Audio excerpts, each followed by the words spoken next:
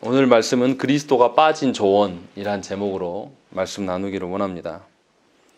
우리가 일상을 살아가면서 누군가에게 조언을 해주거나 또 아니면 누군가가 나에게 조언을 해줘서 그 조언을 들었는데도 전혀 도움이 되지 않을 때가 있습니다. 전혀 위로가 되지 않을 때가 있어요. 도리어 말을 안 했으면 좋았을 뻔했는데 그럴 때가 있습니다.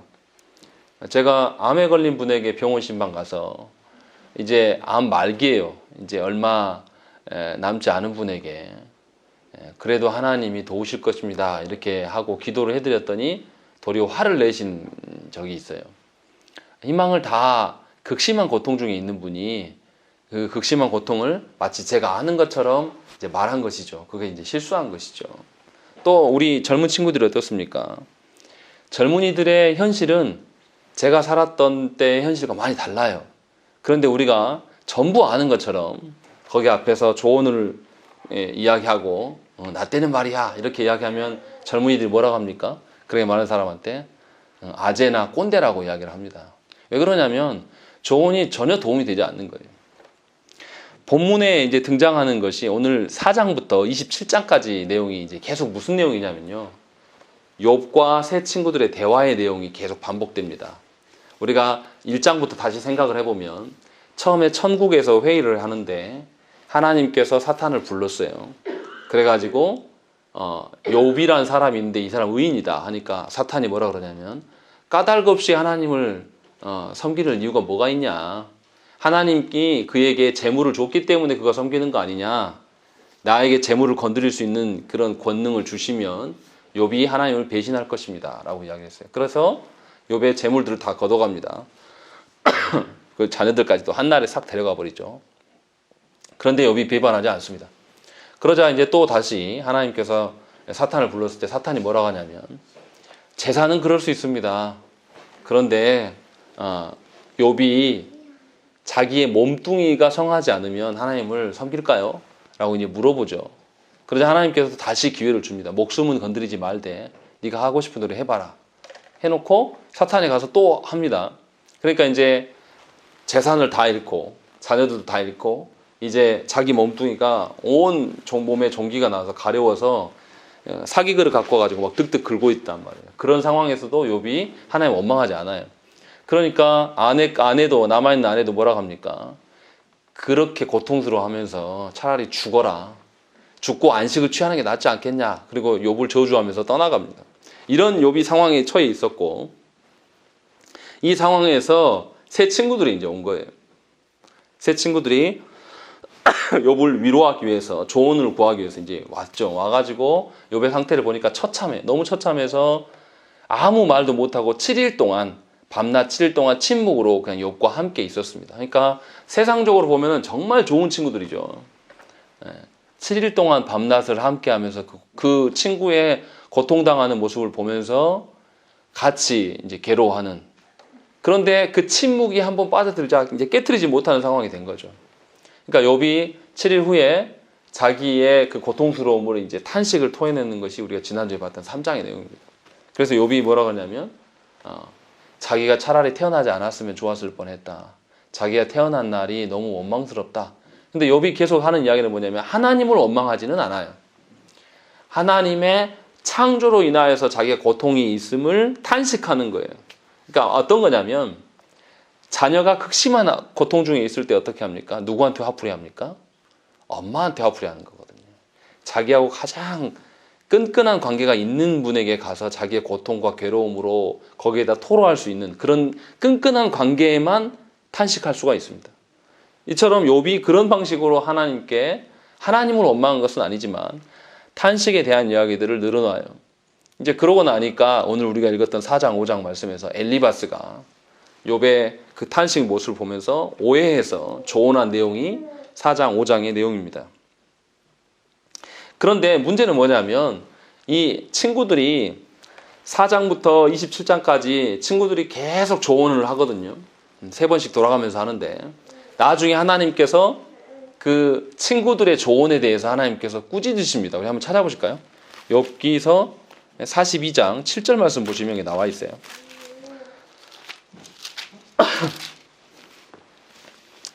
욥기서 42장 7절 말씀 우리 한번 읽겠습니다.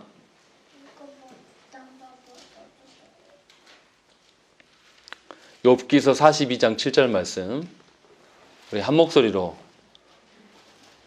읽겠습니다. 42장 7절 말씀 시작. 여호와께서 욥에게 이 말씀을 하신 후에 여호와께서 대만 사람 엘리바스에게 이르시되 내가 너와 내 두 친구에게 노하나니 이는 너희가 나를 가리켜 말한 것이 내 종 욥의 말같이 옳지 못함이니라. 예, 하나님께서 분명하게 친구들 중에서 가장 대표로 할 수 있는, 왜 엘리바스가 대표냐면 엘리바스가 나이가 가장 많습니다. 그래서 그 대표격인 엘리바스를 불러서 너희들이 욥에게 조언했던 것이 다 틀렸다. 욥보다 너희는 더 옳지 않다라고 하나님 아예 선언을 해주시는 거죠. 그러면서 꾸짖습니다. 그러니까 뭔가 엘리바스랑 이 친구들이 실수한 거예요. 조언을 하고는 있는데 굉장히 큰 실수를 하고 있는 것입니다. 그러면 이제 어떤 실수를 했는가 오늘 우리가 본문을 보면서 찾아봐야 됩니다.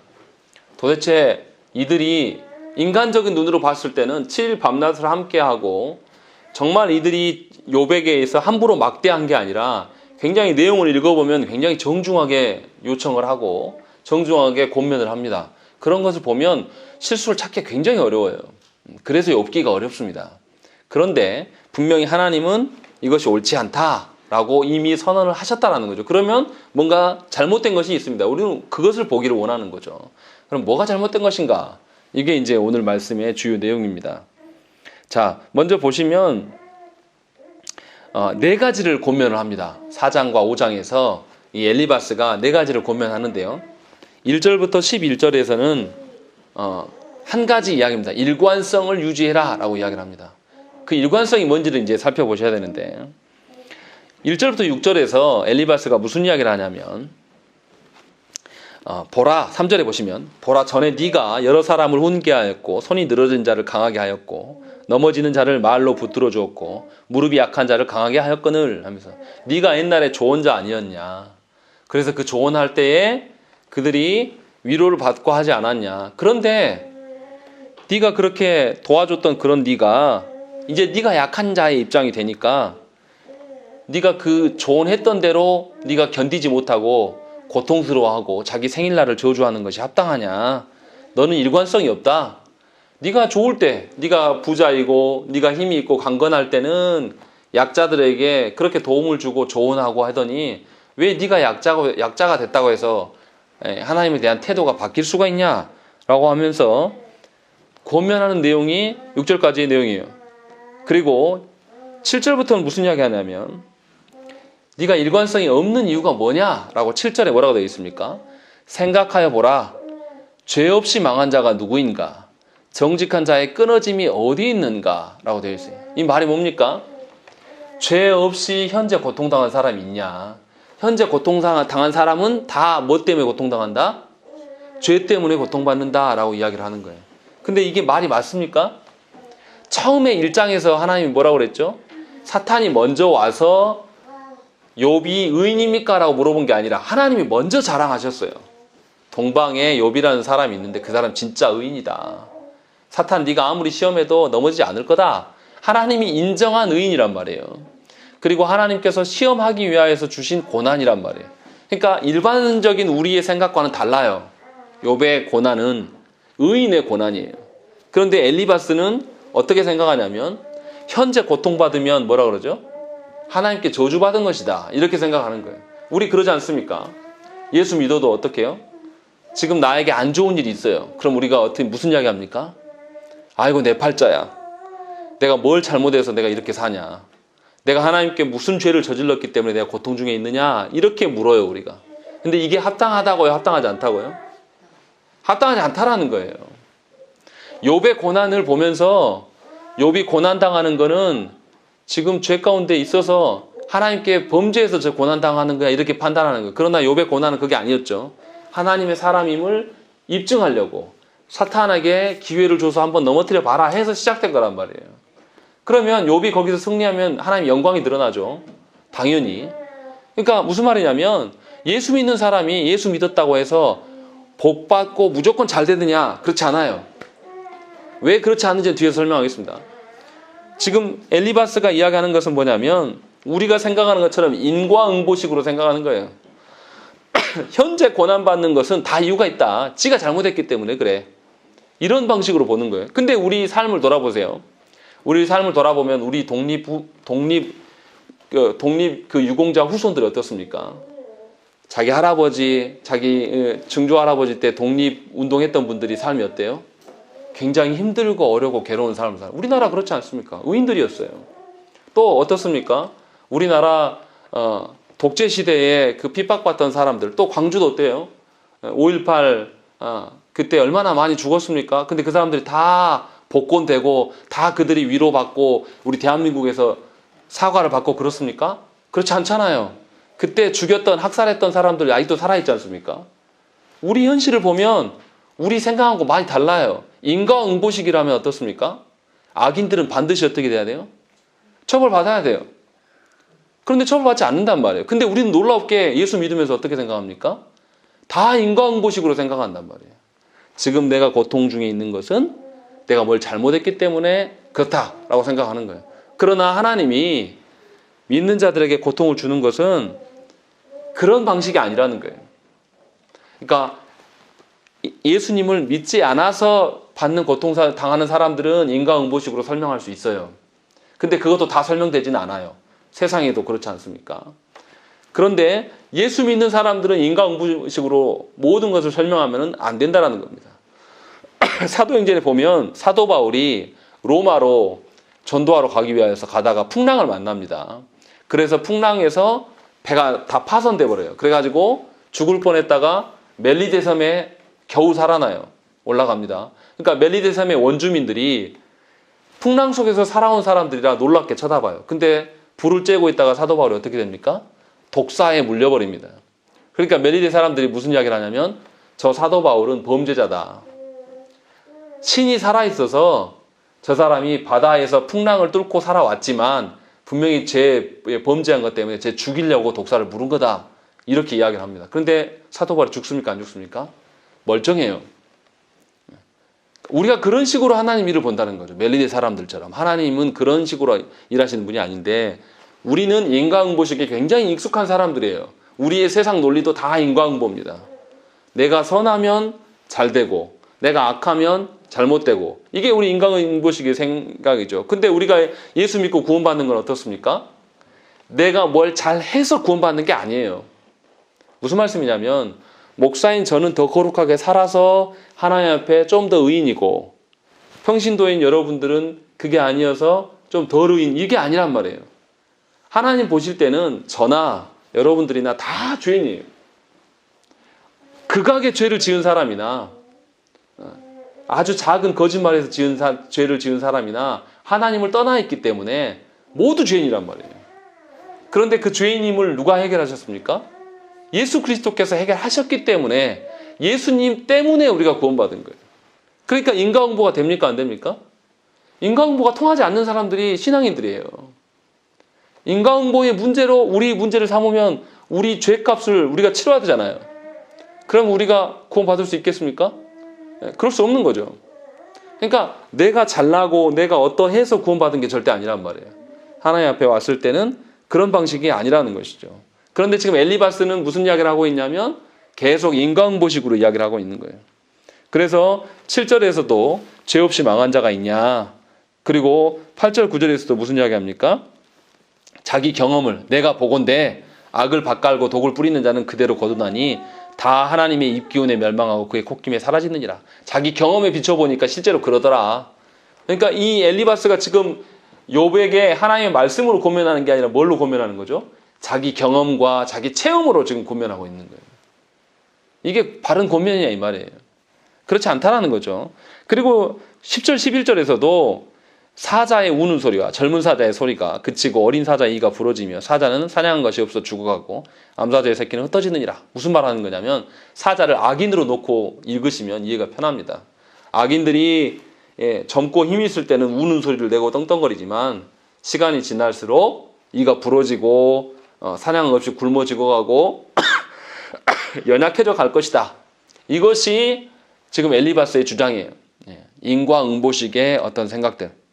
그래서 이 엘리바스가 욥에게 지금 요청하는 것은 일관성을 회복해라. 네가 조언할 때처럼 너 변함없이 하나님께 똑같은 태도 취해야 되지 않겠냐라고 말한다는 것이죠. 근데 욥의 고난은 그런 개념이 아니에요. 전혀 다른 개념이에요. 그러니까 그리스도인들이 예수 믿었는데 고난이 있습니까? 없습니까? 있어요. 반드시 있어요. 왜 있는지 뒤에 설명드리겠습니다. 반드시 있는데 이것을 이상히 여길 필요가 없어요. 이거는 인과응보식의 고난과 다른 고난입니다. 그것을 우리가 알아야 돼요. 그렇지 않으면 예수 믿고 난 뒤에 왜 내가 예수 믿었는데도 내 일이 잘 안 되고 내 가정이 왜 이렇고 내 마음이 이렇게 힘들까, 이런 생각들이 계속 든다는 거죠. 그것을 설명해 주고 있는 게 이제 오늘 말씀이에요. 자, 그리고 첫 번째, 그러니까 일관성을 유지해라, 이걸 고면하고 있고, 12절부터 5장 7절까지는 이제 무슨 이야기를 하냐면 네 현실을 직시해라, 이 이야기를 합니다. 그래서 처음에 무슨 이야기 하냐면 이 엘리바스가 놀랍게도 12절 보세요. 12절, 13절, 14절, 15절 내용이 뭐냐면 자기가 꿈의 환상을 봤는데 거기서 어떤 영이 내 앞에 지나가는데 15절 보시면 내 몸에 털이 쭈뼛하였느니라 라는 것이죠. 뭔가 자기의 환상을 봤는데 그 환상이 와서 말하더라라는 거예요. 그러면서 뭐라고 하냐면 17절에 사람이 어찌 하나님보다 의롭겠느냐, 사람이 어찌 그 창조하신 이보다 깨끗하겠느냐, 이렇게 말했다는 거예요. 이 17절 말씀이 옳은 겁니까? 옳지 않은 것입니까? 사람이 하나님보다 의롭겠느냐, 사람이 창조하신 이보다 깨끗하겠느냐, 이 맞는 말씀입니까? 틀린 말씀입니까? 틀려요? 맞는 말이에요. 17절 말씀이 맞는 말이에요. 근데 엘리바스가 지금 하고 싶은 이야기는 뭐냐면 사람이 하나님과 바른 관계를 맺을 수 있냐, 이 질문이에요. 우리 번역이 좀 이상하게 되어 있습니다. 사람이 어떻게 하나님과 관계 맺을 수 있냐, 불가능하지 않냐. 이것을 누가 말했다고요? 알지 못하는 영. 그 영이 왔는데 머리카락이 쭈뼛쭈뼛 솟고 뭔가 두려웠어요. 그러면 이거 환상을 봤는데 이게 하나님일까요? 하나님이 꿈에 나타나셨는데, 나타나시지 않는다는 뜻이 아니에요. 나타나실 수도 있고 우리가 특별히 역사하실 수도 있어요. 그런데 나타나셨는데 이런 방식으로 오실까요? 분명히 그렇지 않을 거예요. 그런데 이 사람은 지금 뭐에 의존한 겁니까? 종교적인 신비한 일들에 집중하고 있는 거예요. 이 사람 엘리바스는 뭔가 하나님의 말씀을 통해서 확실한 삼위 하나님께서 주신 말씀에 의거한 게 아니라 종교적인 현상에 집중하고 있는 거예요. 어떻습니까? 예수 믿는 사람들과 세상의 이방 종교들을 믿는 사람들과 차이가 나는 게 뭐가 돼야 돼요? 우리 하나님은 인격적인 하나님이세요. 우리가 이해할 수 없는 방식으로 우리에게 오시지 않아요. 우리에게 이해할 수 있는 방식으로 오셔서 자신을 막 드러내기를 원하셔요. 그러니까 교회에서 뭐 합니까? 하나님에 대해서 알고 배우셔야 된다고, 공부하셔야 된다고 계속 이야기하는 게 그거예요. 공부하지 않고 기도만 하면 어떻게 됩니까? 신비적인 환상에 빠져서 살아갑니다. 현실 세계하고 상관없이 자기는 공중부양 상태. 그런 분들 있잖아요. 자기 삶은 하나도 도덕적이지도 윤리적이지도 않은데 사람들 앞에서 자기는 하나님의 음성을 들었다, 자기는 하나님의 계시를 들었다, 그거로 해가지고 살아가는 사람들이 어떻습니까? 불법을 저지르고 사람들을 속이고 얼마나 그런 일들이 많이 있습니까? 이거 합당하지 않는데 엘리바스는 지금 무슨 이야기 하냐면 어떤 종교의 신비성이나 어떤 종교적인 현상에 집중하면서 이 말을 하고 있는 거예요. 사람이 어떻게 하나님과 관계 맺을 수 있냐? 사람이 어떻게 하나님 앞에서 깨끗한 존재로 설 수 있느냐라고 묻는 겁니다. 사람이 하나님 앞에서 깨끗하게 설 수 있습니까? 없습니까? 왜 없습니까? 누가 계시는데? 예수 그리스도께서 우리의 죄의 값을 다 해결하셨기 때문에 우리는 진짜 그런 존재는 아니지만 성부 하나님께서 어떻게 하십니까? 우리를 예수 그리스도의 공로로 말미암아서 우리를 죄 없는 존재로 인정해 주셔서 우리가 하나님 자녀 됐잖아요. 그럴 수 있는 거예요. 그런데 엘리바스는 그럴 수 없다라고 말하는 겁니다. 그 환상에 말한 목소리에 의존해서 하나님 앞에 우리는 아무도 설 수도 없고 하나님 앞에 관계 맺을 수도 없는 존재다라고 이야기를 하는 거예요. 이렇게 말했던 사람이 있어요. 앞에서. 하나님 앞에서 의로운 자가 있느냐? 그런 자는 한 명도 없습니다. 누가 까닭 없이 하나님 앞에서 의롭게 하나님을 배신하지 않고 살아가는 사람이 세상에 어디 있습니까? 이거 누가 말했습니까? 사탄이 말한 거예요. 그래서 하나님께서 욥이 의인이다 라고 말했을 때 사탄이 뭐라고 했습니까? 욥에게 하나님이 재물을 많이 주니까 하나님 섬기는 거 아닙니까? 재물 뺏어가 봅시다. 정말 하나님 뜻대로 하는지. 그래서 재물을 뺏어갔죠. 또 욥에게 몸에 고통을 주고 하나님 배반한 가는가 봅시다. 사탄이 노리는 게 뭡니까? 죄인은 하나님과 함께 할 수 없다. 우리 마음속에도 그런 거 있지 않습니까? 내가 극심한 죄 중에 빠지면 어떻게 해요? 하나님 앞에 더 나아갑니까? 아니면 더 멀어집니까? 더 멀어져요. 자기의 죄악을 하나님께 맡기지 못한 분들은 끝까지 자기가 쌈에 안고 있으면서 하나님께 나아가지를 못합니다. 사탄이 노리는 게 바로 그거예요. 그래서 믿는 자들에게도 마음이 약한 분들에게 어떻게 하냐면 자기의 죄 가운데 헤어나오지 못하게 만들어요. 네가 그렇게 죄 지은 사람인데 네가 어떻게 주의 일을 하고 네가 어떻게 하나님 앞에 설 수 있냐. 근데 다시 말씀드리지만 우리의 죄값을 누가 해결하셨습니까? 예수님께서 해결하셨기 때문에 우리는 하나님께 나아갈 수 있는 거예요. 하나님 앞에 우리가 설 수 없는 존재들이에요, 원래는. 그런데 예수님께서 해결하셨기 때문에 우리가 예수님을 의지하여서 하나님께 나아갈 수 있는 거예요. 그런데 사탄이 조장하는 건 뭐냐면 못 나가. 사람은 원래 더럽고 추악한 존재니까 네가 감히 어떻게 하나님 나가냐. 너 지난번에 어떻게 살았어? 너 과거에 어떻게 살았어? 너 지금 변화된 삶이 있어? 하면서 계속 우리의 양심을 찌른단 말이에요. 그러면서 자포자기하게 만드는 거예요. 우리 그러지 않습니까? 내가 좀이라도 건전하게 살아온 분들이면 자기를 신뢰하고 믿어요. 그런데 한 번 넘어지고 두 번 넘어지고 계속 넘어지면 어떻게 돼요? 나중에 자기를 어떻게 해요? 포기해버려요. 우리 아이들도 그래요. 공부 못한다 계속 하면 어떻습니까? 아이들이 그 소리 계속 듣고 나면 우리 아이들이 불쌍한 게 뭐냐면 공부가 별로 안 중요하거든요. 인생 살아가면서 어느 정도의 의미는 있지만 그것이 전부는 아니거든요. 근데 우리 아이들은 공부만 못해도 어떻게 해요? 학교 생활 어때? 이렇게만 물어봐도 어떻게 합니까? 눈을 못 쳐다봐요. 짓누르는 거예요, 그걸로. 어른들이. 사탄이 노리는 게 바로 이겁니다. 그러니까 엘리바스가 지금 이것을 분별을 못하는 거예요. 그러면서 계속 뭐라고 하냐면 유한자인 우리 사람이 무한한 영원하신 하나님 앞에 어떻게 설 수 있냐. 이건 말도 안 된다 라고 이야기하면서 하나님 앞에 설 수 없다 라고 이야기를 하는 거예요. 그래서 5장 1절에 뭐라고 합니까? 너는 부르짖어 보라. 네게 응답할 자가 있겠느냐? 거룩한 자 중에 네가 누구에게로 향하겠느냐라고. 아무도 없다. 그 이야기를 하고 있는 거예요. 너 지금 자녀들도 싹 10명의 자녀들을 한날에 다 잃어버리고 그 많은 재산들 다 없어져 버렸고 지금 네가 네 몸뚱이도 그렇고 네 사랑하는 아내도 너를 버리고 떠난 거 보니까 너는 하나님께 저주받은 게 맞아. 그런 네가 어떻게 하나님을 구할 수 있냐. 그거 못해. 포기해야 돼. 지금 그 이야기를 하고 있는 거예요. 사실은 이거 사탄이 하고 싶은 말을 엘리바스가 착각하면서 지금 이야기를 하고 있는 거예요. 왜 그러냐면 엘리바스가 환상을 보고 지금 이야기를 하고 있기 때문에. 그래서 분명하게 그 이야기를 하고 있고 2절부터 5절까지 이야기도 그런 이야기를 합니다. 분노가 미련한 자를 죽이고 시기가 어리석은 자를 멸하느니라. 2절에서 말하는 게 뭡니까? 욥을 비꼬는 거예요.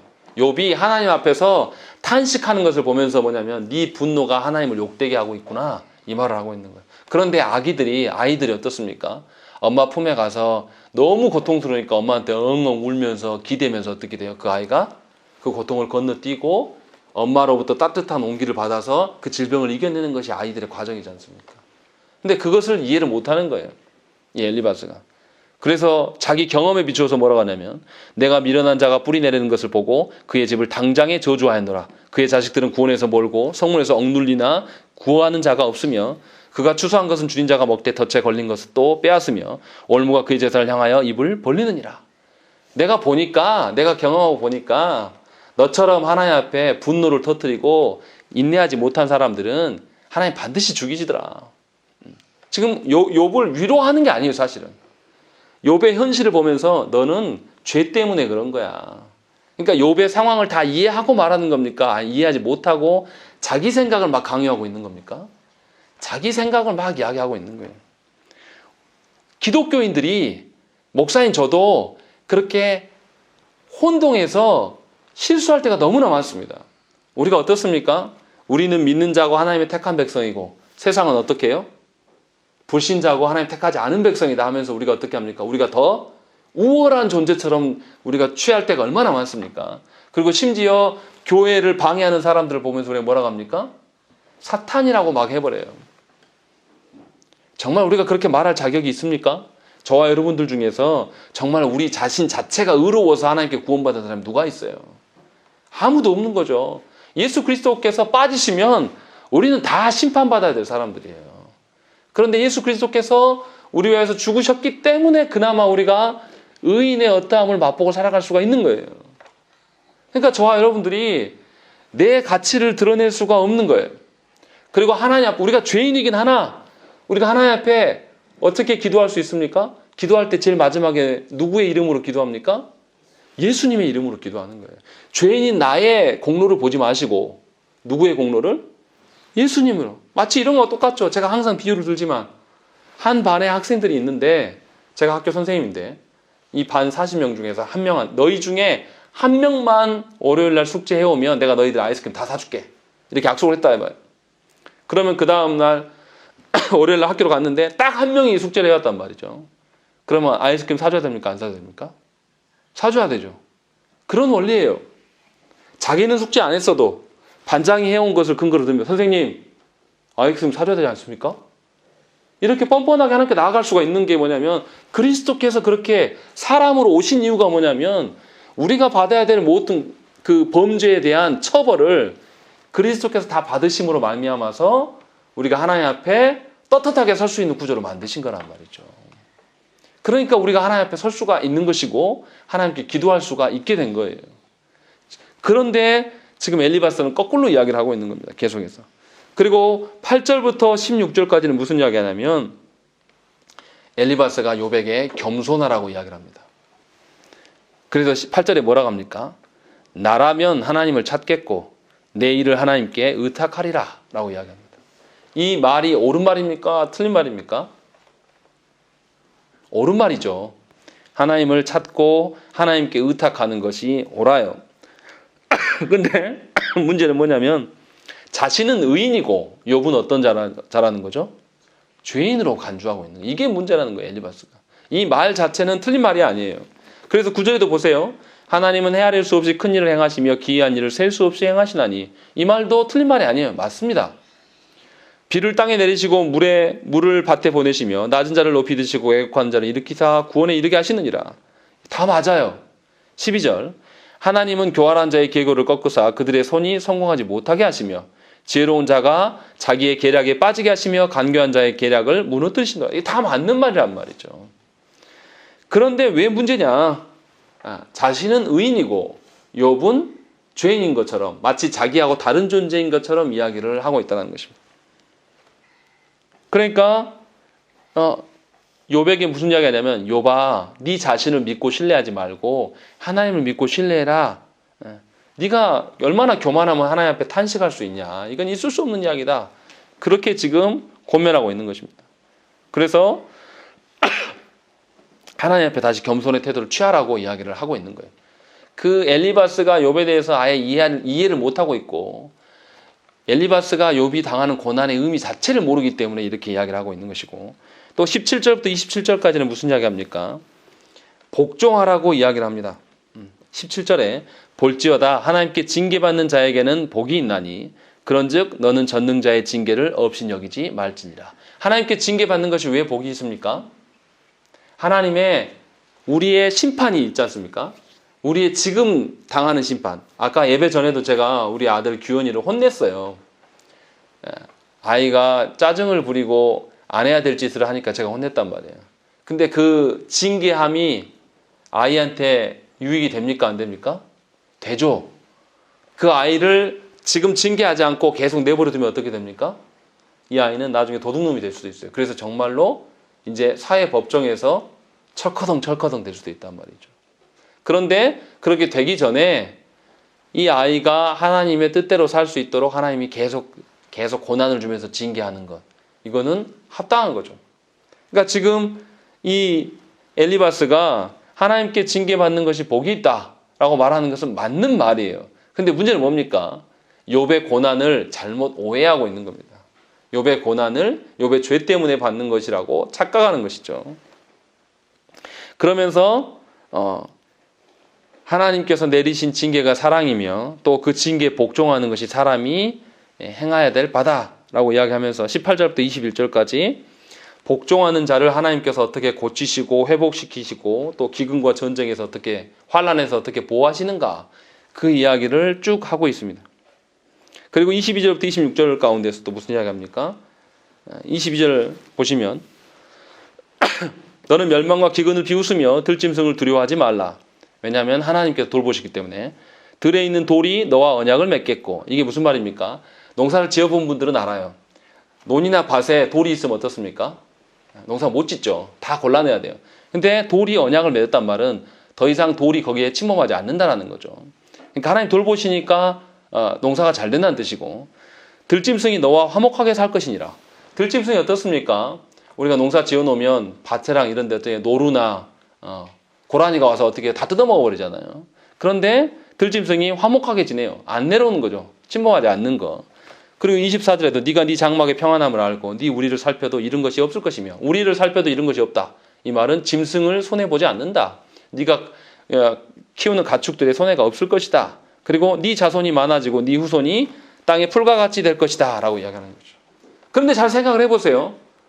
지금 욥이 26절까지 마저 보시죠. 26절에 네가 장수하다가 무덤에 이르리니 마치 곡식단을 제때에 들어올린 것 같으니라. 지금 순서를 봐보세요.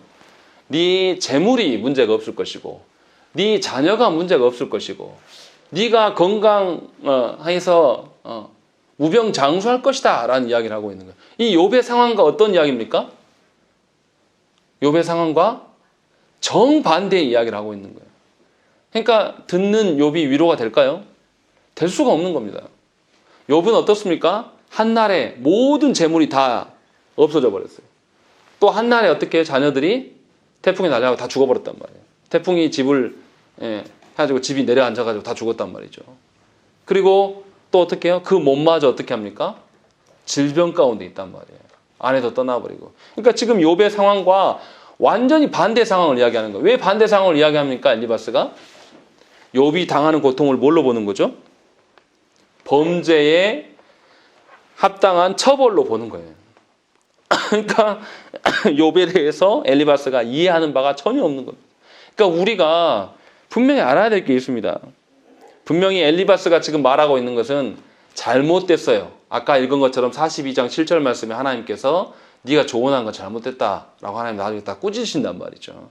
근데 뭐가 잘못됐냐면 엘리바스가 욥에게 고면하는 것은 세상의 방식입니다. 엘리바스가 어디 사람입니까? 대만 사람이에요. 대만이라는 도시는 굉장히 지혜를 추구했던 도시입니다. 세상의 지혜. 그래서 그 지혜를 들고 와서 지금 욥에게 이야기를 하면서 세상의 지혜가 뭐냐면 인과응보식이에요. 분명히 내가 선하게 하면 복을 받고 악하게 살면 이제 벌을 받는다. 이런 방식으로 와서 네가 지금 고통당하고 있는 거는 분명히 네가 예전에 잘못 살았기 때문에 그런 거야 라고 이야기를 하고 있는 거예요. 그런데 하나님의 사람에게 주시는 고난은 그런 고난이 아닙니다. 예수 믿는 사람들이 당하는 고난들 중에서도 자기의 죄값과 하나님의 뜻을 분별을 못해서 엉뚱한 길을 가기 위해서 하나님께서 징계하시기도 해요. 그런데 전부 그러냐? 그렇지 않단 말이에요. 우리가 아는 순교자들, 그 많은 순교자들이 왜 고난을 당합니까? 그러면 하나님 나라를 위하여서 목숨까지도 내걸고 산 사람들, 예수님의 12제자 1명 빼고 11제자들이 다 결과가 어땠습니까? 전부 순교당했어요. 예수님도 십자가에 처형당했단 말이에요. 그러면 인과응보식으로 이야기하면 예수님은 이상한 거네요. 예수님은 아주 인생 엉망으로 살아가지고 십자가에 달려서 죽으신 거 아닙니까? 그리고 우리가 존경하는 예수님의 제자들은 어땠습니까? 전부 다 처형당했어요. 한 분도 편안히 가신 분이 없단 말이에요. 그럼 우리 인간무식으로 생각하면 예수 잘못 믿은 거지 않습니까? 한국 교회 안에서 얼마나 복복복 이야기합니까? 이 땅에서 잘 되는 것이 하나님 나라의 복입니까? 이 땅에서 떵떵거리고 그렇게 설명하는 분들이 너무 많아요.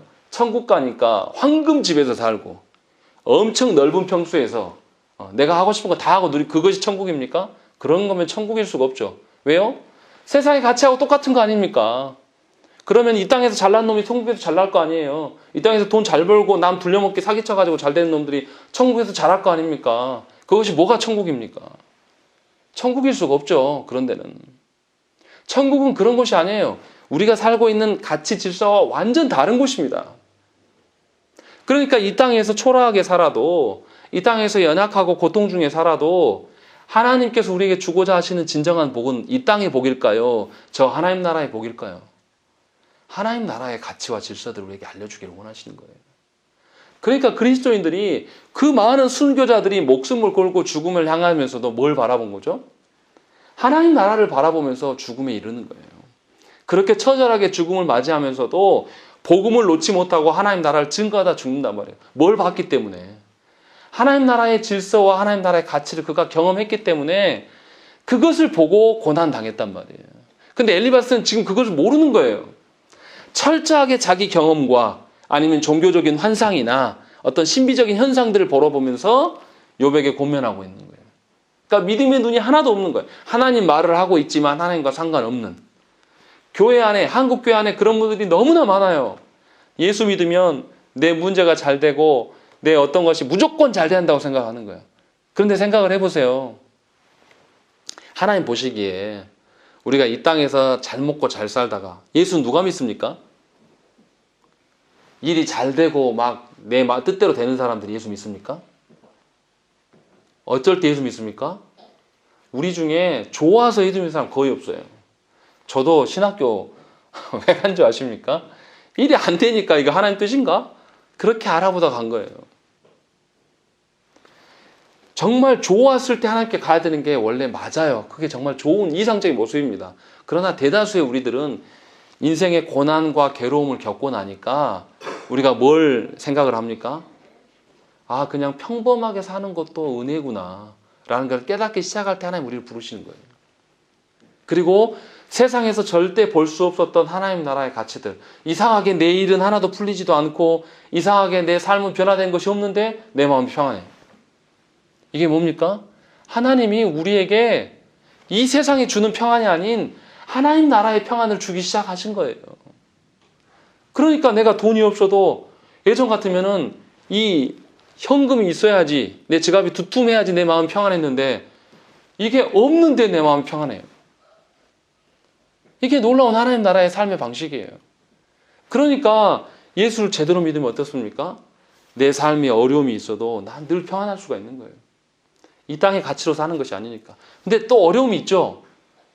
우리가 이 땅에 발을 딛고 살아가는데 이 땅의 질서대로 우리가 살지 않고 다른 방식으로 살면 사람들이 어떻게 해요?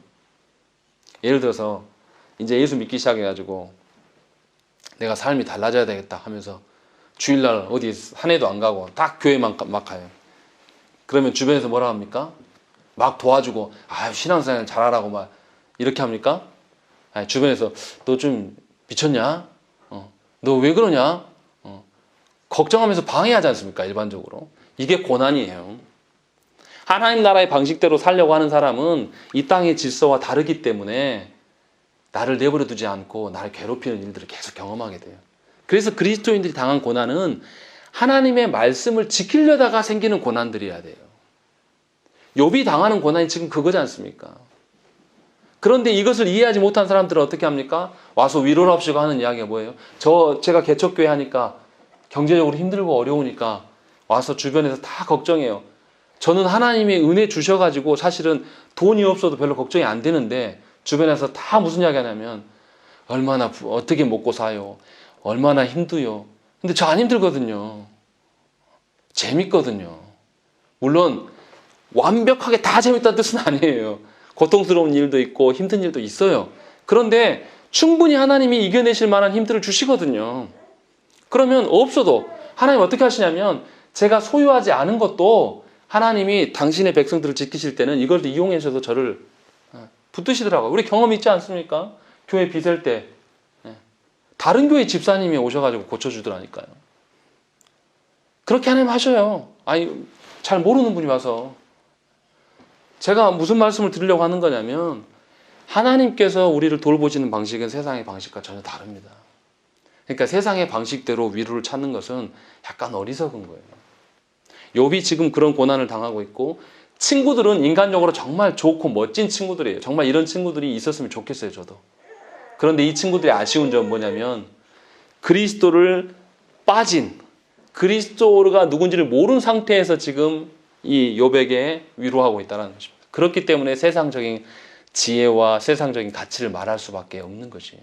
목사인 저도 제가 어떻게 성도 여러분들의 위로가 될 수 있겠습니까? 제가 세상 경험도 작고 또 세상에 능력도 없어요, 저는. 그런데 여러분들한테 어떤 도움이 되겠어요, 제가? 저는 직접적으로 도움 못 드려요.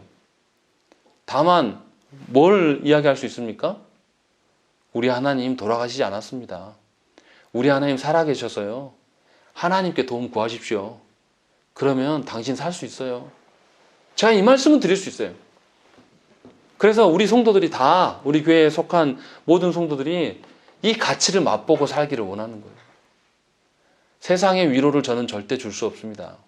교회에서 세상이 주는 위로들, 교회에 왔더니 막 내 사업이 잘 되고 성도들이 막 십시일반 다 도와가지고 이렇게 될 수는 없어요. 특히 우리 교회 같이 작은 교회는.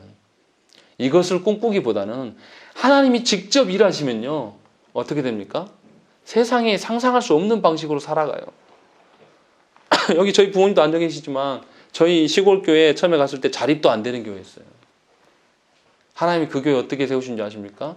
두 분 장로님들을 농사만 짓던 분들을 건축하게 하셔가지고 이분들을 그냥 놀랍게 그 시골 총구석에서 자립하게 만들더라니까요. 그런 걸 다 경험케 하신단 말이에요. 이런 거를 보셔야 돼요. 예수님. 저도 개척교회 하면서 드는 생각은 뭐냐면 하나님 내가 사람 의지하지 않고 정말 하나님 붙들고 살게 하나님 역사해달라고 항상 기도하는 거예요. 또 여러분들 위해서 기도할 때도 마찬가지예요. 사람들의 말이나 사람들의 어떤 눈이나 이런 거를 두려워하는 성도들이 말고 정말로 하나님께 위로받고 하나님의 돌보심 속에 살아가는 그런 성도를 되게 해달라고 늘 기도하는 것입니다. 이것이 우리의 위로가 되어야 되는 것입니다. 얼마나 감사합니까? 우리 교회 박 집사님 오셔가지고 우리 준호 나왔잖아요. 얼마나 저는 이게 너무 위로예요. 어디 가서 제가 처음으로 유아설에 준 아이가 저기 앉아있어요. 자랑이에요, 제 자랑. 하나님 은혜 주신 이런 것들을 우리가 경험해야 한다는 것입니다. 엘리바스가 정말 좋은 친구긴 했지만 안타까운 것이 바로 이 점입니다. 분명히 하나님께서는 우리를 돌보실 거예요. 그러나 돌보신다고 해서 우리에게 고난이 없진 않습니다. 그런데 이 고난은 우리를 징계해서 형벌 주려고 하는 고난이 절대 아니에요. 우리를 하나님의 나라의 가치대로 하나님 나라의 질서대로 살게 하시기 위하여서 다른 길로 갈 때 하나님께서 바른 길로 가라고 알려주는 징계 정도의 그런 징계라는 것입니다. 그러니까 여러분들이 당하는 고난과 징계 속에서 흔들리지 마십시오. 하나님이 너무나 사랑하셔서 우리에게 어려움을 주시는 거예요. 내 스스로 하나님을 찾지 않을 거라는 걸 너무나 잘 아시기 때문에 모든 일을 다 가로막게 하시는 거예요. 저도 그랬어요. 다 가로막고 진짜 구할 데가 하나님밖에 없더라고요. 그러다가 하나님 만나주시고 이게 신앙생활 하는 것, 또 신앙생활 하는 분들과 함께 목양하며 살아가는 것이 너무 좋은 것이구나 깨닫고 신학교에 온 거예요. 그러니까 우리 모두가 동일한 은혜를 누리며 살아가는 것이 하나님 주시는 은혜입니다. 그래서 고난, 여러분들에게 임하는 고난은 세상에 당하는 사람들의 고난과 분명히 달라요. 그러니까 소망을 품으십시오. 절대 하나님 우리 죽이지 않으십니다. 절대 하나님 우리 내버려 두시지 않고 더욱더 우리에게 놀라운 하나님 나라의 가치를 부어주실 것을 믿고 그것을 소망하십시다. 우리 함께 기도하겠습니다.